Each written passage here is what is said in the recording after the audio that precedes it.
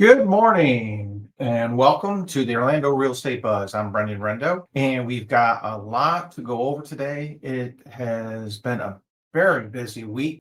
We have housing, number of things in housing happening. One of the big ones, new housing sales continue to drop. We had Jerome Powell yesterday in front of Congress, basically saying it's not my fault. We've got Fed governors debating whether or not there should be a rate decrease in July. So we've got a lot to go over today, and we're looking forward to it. So thank you, and welcome to the Orlando Real Estate Buzz.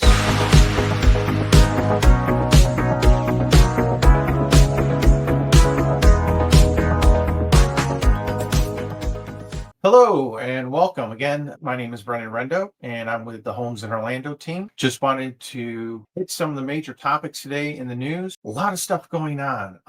One of the big ones is yesterday, Jerome Powell testified in front of Congress. And he really kind of took a huge beating on questions about the housing market. And basically, he came out saying, not my fault, which I can kind of understand because his mandate is actually given to him from Congress. It's not, he makes it up, anything like that, but Congress has given him the mandate. And of course, that mandate is to get inflation at 2% and to keep employment as high as it possibly can.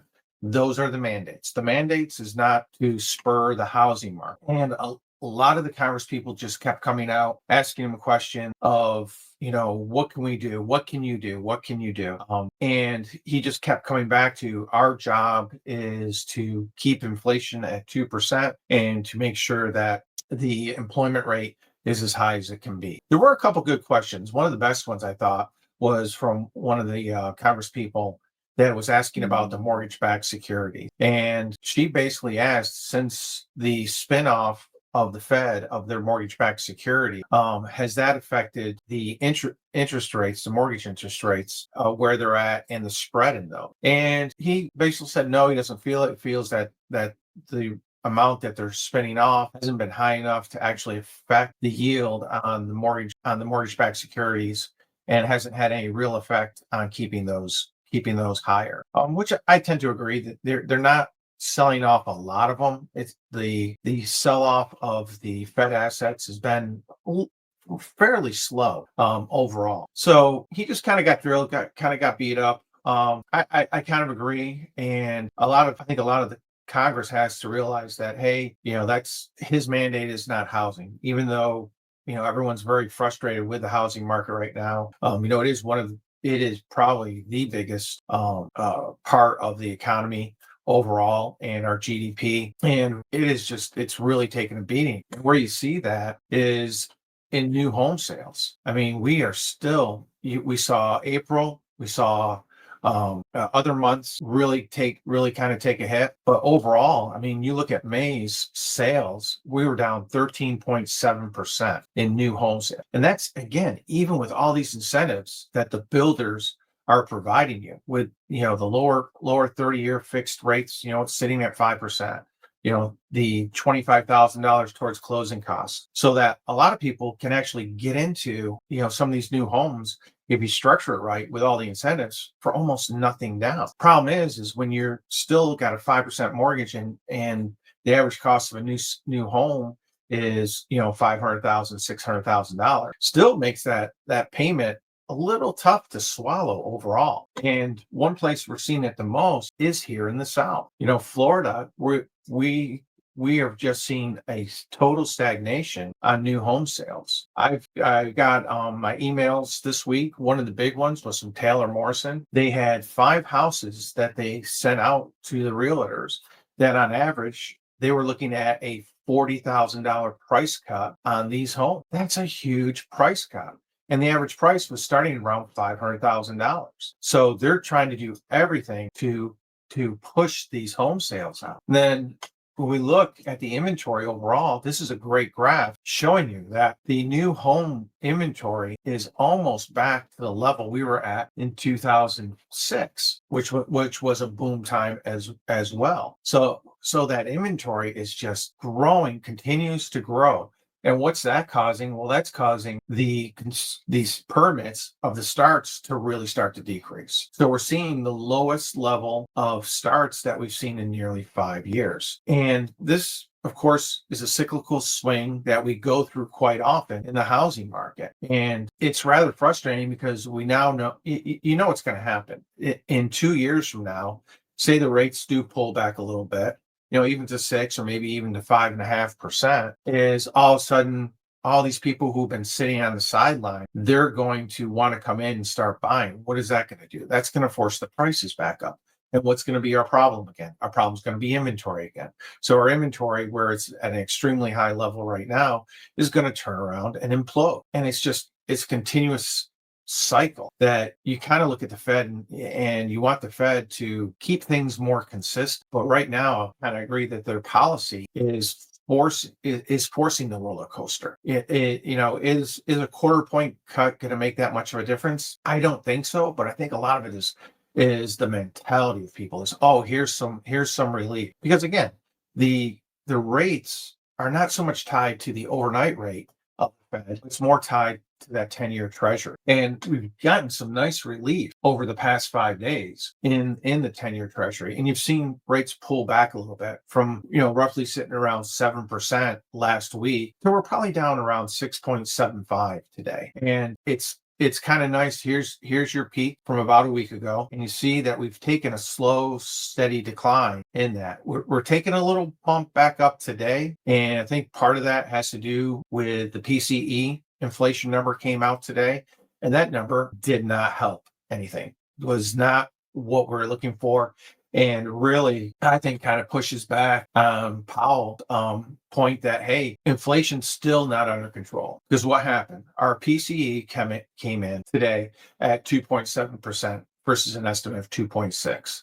It's not off far, but it's still at the high end of the sticky side of what they're looking for. And he's gung-ho that he is not going to cut rates till he sees some relief in that inflation number, and he can push it down. He still feels that the tariffs are going to cause inflation, even though the past couple months with the tariffs in place, we really haven't seen that large increase in inflation that Powell had warned us about. Maybe we're at kind of a sticky point, but we're not seeing that large increase that we have seen that Powell felt that we were going to get from the tariffs. Now, interestingly enough, earlier this morning also came out that China and the U.S. have reached an agreement on the trade deal. So that could possibly give some tariff relief as well. So like I said, there's a lot going on today overall. But interestingly enough, yesterday, with Powell testifying in front of Congress and saying it's a wait and see situation. We're going to wait and see until we get the actual data that we're looking for to show the decrease in inflation. We are not going to cut rates. Governor Bowman came out and contradicted. She came out and said, hey, I'm in favor of cutting interest rates in July. Is that as long as inflation stays low, which does that mean 2.5% for her? Does it mean the 2.7, 2.6 that we've seen the past couple of months in the PCE, the core inflation numbers? Or is she talking that 2%, which is their mandate? Be interesting to see when the July comes out, because really had a unanimous no vote not to decrease rates this past meeting.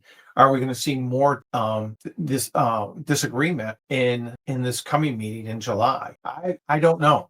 I think Powell has still got enough weight behind him that we're not going to see that price or that rate cut in July. So it's really kind of sticky. Then of course, I believe August they don't have a meeting or government's vacation time. So this could be the last chance. This is the last chance we may have to see a rate cut before September. So still a sticky situation overall in the market, and just not sure which way this is all going to go. So it's one of those things you kind of got to watch. Watch the employment numbers come out over the next couple of weeks. How does that affect everything? We're not going to get a new inflation report before their next meeting. So, but it's kind of good to see a little disagreement with people. And I thought it was extremely interesting that Bowman actually came out yesterday after Powell was testifying and said, yes, I believe we should have a rate cut. because Trump is really pressuring for the rate cuts. And his whole point of the rate cuts is, hey, we need to have the rate cuts so that we can get because we still have all these treasury bills that need to be refinanced. And, we can't go from 2% to 4.5%, or we'll get absolutely crushed deficit wise, because, then we may be looking at, which is currently, the past year was $1 trillion in deficit spending. It may jump to make $1.5 trillion. It really could. So understand everybody's pressure, understand why everything's going on. And in the meantime, what is it doing to the housing market? It's just stagnating the housing market. We're seeing a little more activity out there. The buyers are being extremely cautious. And if it doesn't fit, they're don't have a problem walking away from a deal. We're seeing that the 1 out of 4 contracts right now is falling out. So if there's something that a buyer's not completely happy with, then they're saying, nope, not going to go through with it. Which I understand, because this is a huge investment, and at these rates, you've got to make sure that you're extremely happy with where you're going to be buying, because most people, it used to be 7 to 8 years that most people held on to their homes. It's actually jumped to around 13 years now that people are holding out their homes. A lot of that simply economics, nothing more, nothing less, is the economics of the whole situation. So a lot of moving parts. I think we're going to continue to see housing stay stagnant, lower sales going at least into the end of this year. I don't see anything that will cause a huge boom, or anything that's going to force the treasury yields, the 10-year down, which of course mortgage rates generally fall on. The only thing I could see is that if someone can put some pressure on the spread between what the 10-year T and what current mortgage rates they're sitting at. That's really, I think, the only opportunity we have to see something push and open up housing. Because if we can just cut that spread, which is historically large right now, even half a point, that's enough. That brings us back down to 6.25%, possibly even 6%. And I think that's where we see the housing market open up again. We see some growth in it. We see some growth in sales. But without that, I just see a very stagnant market. And as a seller, you've got to be on your game for the sale of your house. It's got to be clean. It's got to be ready. It's got to be move-in ready. So you've got to look at it and say, okay, am I going to have to put in, a couple $1,000s? Am I going to have to do the fresh paint? That thing, that the item that I'm waiting to fix, my hot water heater that's, 18 years old, I'm going to have to get that fixed, because not only is the buyer going to see that, the home inspector is going to see that, the insurance company is going to see that, and it's going to stop or delay the sale of my home. So this goal, as a seller, what I'm doing is I'm going to spend more time preparing my home for sale than I have in the past 2 or 3 years, because the ones that are selling are, number one, are priced right. You see, Redfin came out this week with a study report that shows that the gap between what a seller believes his house is worth and what a buyer is willing to pay for that house has increased to one of the largest margins that we've seen in a long time, which is roughly about 9%. That's big. So a lot of sellers are still in that mentality that, hey, I've got, my neighbor 2 years ago got $500,000 for their house. It's 2 years down the road, so now I should get $525,000. Not how it works. It is not how it works. You may be equal to what they got 2 years ago right now. You may actually be less than what they got 2 years ago. And you may have that one neighbor who is in a situation where they've had to sell their house, and now you've just had your values reduced. Because when an appraiser appraises a house, he always uses the most recent comps. So he's going to start from within the subdivision. Generally, if you're in a subdivision, you're going to start within a subdivision. They always try to make the houses apples to apples, 3 bedrooms, 2 baths. We may have 1,500 square feet here. We may be 1,550 square feet here. They always are trying to match them up, and they're always going to go off the most recent sales first. If your agent's telling them it's square footage, wrong. It is not off square footage. It is off of apples to apples comparisons. Generally, they're going to have 3 to 4 comparable sales, and they're always going to put the weight on the one. They generally, let me put it that way, will always put the weight on the one that's closest matching to yours with the closest sale date. So you can actually go on, look through Zillow, look through homes.com, look through realtor.com, look on my webpage, homesorlando.for-sale. And you can see the most recent sale. Go through, look at the pictures, do a comparison mentally. Hey, they got this for this house, they got this for that house, and try and, and you can start to figure out what your house is really worth. Plus, there's a lot of programs out there that will give you a monthly update on what your home is worth, which is a great starting point. It's a starting point. You always want to have a full analysis done on your house. So that's where the market is overall right now.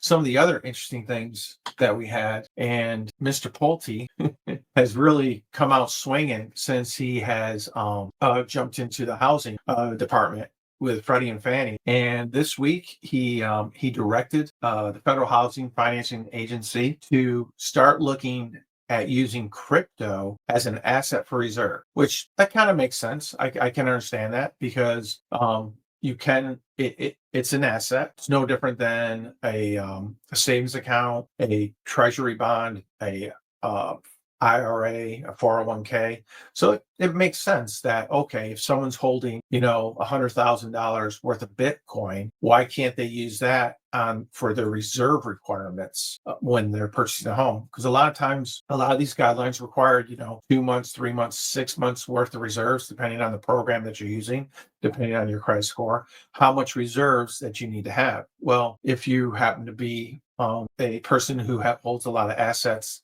in crypto, but not a lot of cash, that right now it can hurt you because we're not allowed to use the crypto as an asset. This will allow them now to take your crypto, say it's Bitcoin, allow you to use that as an asset when you're purchasing a home, which I thought that was fine. And I can understand that completely. No different than if you gave them a portfolio of your stocks, same thing. Makes a lot of sense overall. So looking at all that, how is our market here in Orlando? Well, it's just kind of sitting as stagnant as it has really for the past 6 to 8 months. Not a lot is changing. We had 416 homes sales last week. There's only one more than the prior week. Our inventory of single family homes continues to grow. We're up to nearly 90. We're up to very close to 9,500 homes for sale in the market, which that's an extremely large number. Our condo market is still in the same situation it has been, and I believe will continue to be. I think the condo market for the next 2 to 3 years, it's just going to be very slow overall. The inventory decreased by 8, so maybe we've peaked on the number of units that we're seeing for sale, but overall it's extremely stagnant. And here we see overall our months of inventory for Orlando is sitting at 5.2. Again, it's a buyer's market. The buyers right now, I know I'm working with a number of my listings, and the buyers are being very demanding. Some of the things they're asking for is kind of funny, but got to get the sale, got to get it through. We actually had to take a picture of changing out the air filter for one of the buyers. It's what he wanted. Okay, we did it. It was, they cool, put it on the addendum. So we provided exactly what they asked for. Sometimes you got to do the crazy thing. And then I had another one where we had to fix a little something in an electrical panel, nothing major. And I forgot to send a picture of the panel with the cover on it, and I had to go back and take a picture with the cover on it. So, these are the things that the buyers are asking for now. And when your house has been sitting for 90 to 100 days, possibly even more, and you want to get this transaction completed, sometimes you got to do those things. It's what the market is demanding right now. And then we see here on the higher end homes, the 500,000 over $1 million, we're sitting at over 6 months worth of inventory. And then here, the number I point out every single week, original list to sales price, we're sitting at 93.4%. Not quite as bad as what Redfin says the spread is at 9%, but we're pretty darn close. And then here, if you look at over $1 million, you're seeing a 10% discount off the original list price, which I find interesting because there's been a couple articles out in the Orlando Business Journal over the past, maybe month about how the luxury market is incredible. Like, really? You might want to tell that to some of those sellers who've had to discount their homes, $100,000, $200,000 in order to get the home sold. I don't think they feel that it's actually kind of booming. Then graphically, here you go. Here's our sales. I mean, that's about as consistent as you can possibly get overall. And we look at our inventory for single family homes, and that slow and steady climb. We're up over 28% since January of this year. That's a lot of extra homes. And we're going into what I call vacation season. Generally, you see the volume of showings, volume of searches start to fall right around July 4th. A lot of people are going to be taking off time, starting to do the family vacations. So July, I think we're going to see the numbers dip down a little bit. Hopefully not too much, but I think we're going to see those numbers start to dip down a little bit as far as the number of sales that are going to be coming through in July. Then we get into our condo market. Here you go, months of inventory, nearly 9.5 months of inventory for Orlando. That's a lot of inventory. 4,600 units right now on the market in the Orlando area. And you see their original list, the sales price is sitting around 92.6%. Our average days on market, 83. So as a seller, you've got to go in, you've got to know this. You're going to want to look within your own subdivision where the condo is located and really get a feel for how many days on market within your subdivision, because remember, this is an average of all. It's not within your subdivision. Some condo communities may have a little bit higher demand and they may be sitting at 45 days. And then you go through and you look at how many price decreases these people have to go through in order to get this thing sold. You may see that because maybe you're in a little bit older condo community, maybe it's 120 days on average. So mentally, you've got to prepare yourself that, hey, it may not be a quick sale, or if I do want it to be a quick sale, I may have to be willing to give up something, possibly sales price in order to get this unit sold. So that's where our numbers are for this week in Orlando. Thank you again. And if you're watching on YouTube, Facebook, please, like always, subscribe, and join us every week for the Orlando Real Estate Buzz. I'm Brendan Rendo with the Homes in Orlando. Take care.